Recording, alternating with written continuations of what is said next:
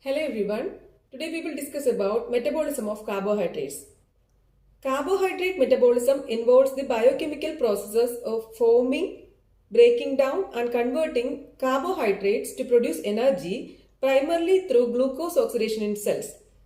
It includes glycolysis, glycogenolysis, glycogenesis, gluconeogenesis, etc., ensuring consistent energy for tissues like the brain. So coming to glycolysis. Glycolysis is the breakdown of glucose up to the formation of pyruvate or lactate, and this process occurs in the cytosol. Glycolysis is the foundation for both aerobic and anaerobic cellular respiration.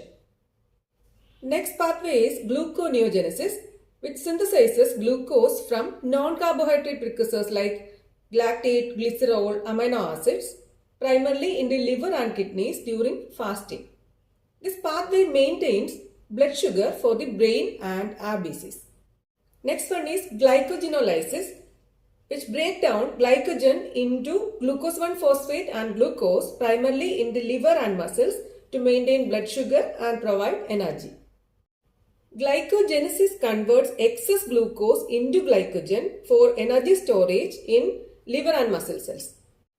Next one is TCA cycle or Krebs cycle or tricarboxylic acid cycle, which is a key mitochondrial metabolic pathway that oxidizes acetyl-CoA, which is derived from carbohydrates, fats and proteins, into carbon dioxide and water. And this pathway acts as a central hub for energy production, powering the electron transport chain, and provides precursors for amino acids and heme biosynthesis.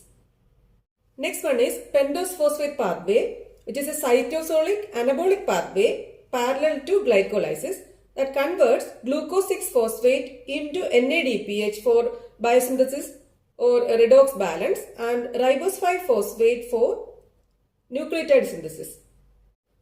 Next one is electron transport chain, which is a series of protein complexes, that is from 1 to 4 in the inner mitochondrial membrane, that transfers electrons from NADH and FADH2 to oxygen and creating water. This redox driven process pumps protons into the inner membrane space and generate an electrochemical gradient which powers this ATP synthase, that is complex 5, to produce majority of cellular ATP. Next pathway is fructose metabolism, which primarily occurs in the liver, and it converts fructose to intermediate metabolites for glycolysis like dihydroxyacetone phosphate and glyceraldehyde 3-phosphate. Galactose metabolism is the hepatic process of converting galactose, which is from dietary lactose, into glucose 1-phosphate to enter glycolysis.